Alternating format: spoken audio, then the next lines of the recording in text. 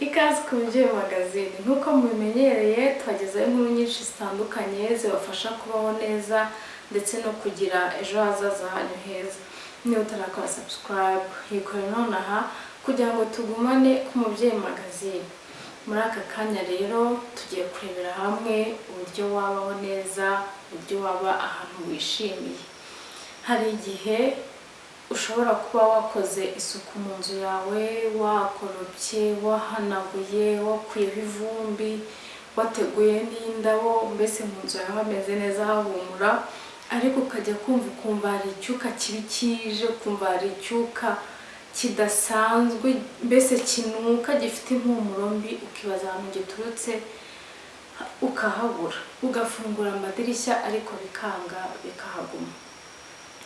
Rero iyo ibyo bintu bikubayeho, ikintu cya mbere ugomba gukora ni ukwihutira gukora isuku y'ahantu hari za lavabo, mu matoilette, mbese hahandi umwuka ushobora kuwuzamukira.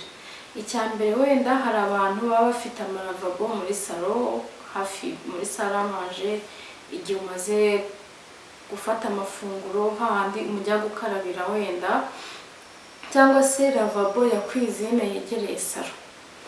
Hariya rero ni ngombwa kuhagirira isuku kuko uwo mwuka mubi niho ubuturutse akenshi. Ukuntu rero wahakorera isuku ni gute? N'ubundi ubusanzwe uhakorera isuku, ariko uba ugomba gushyiraho akarusho.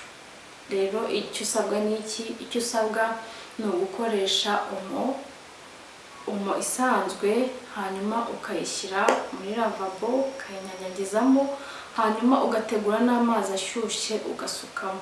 Ya mazi ashyushye aragenda akinjira mu matiyo, hanyuma agakuramo ya myanda, wenda wa mwuka mubi. Amazi ashyushye afitiye akamaro kanini cyane ariya matiyo atwara amazi, kuko hariho ibiba wenda byarafashemo, harimo rwa rubobi. Rero iyo haciyemo amazi ashyushye, hariho ibyomoka bikavaho. Mbese amazi ashyushye afite akamaro kanini cyane mu matiyo y'amazi, mu matiyo ya muri ziriya lavabo. Ni byiza rero kwibuka kujya ubikoresha amazi ashyushye ndetse ugashyiramo na ka omo. Hari ibintu byinshi wakoresha, ariko uyu munsi turareba amazi ashyushye na omo.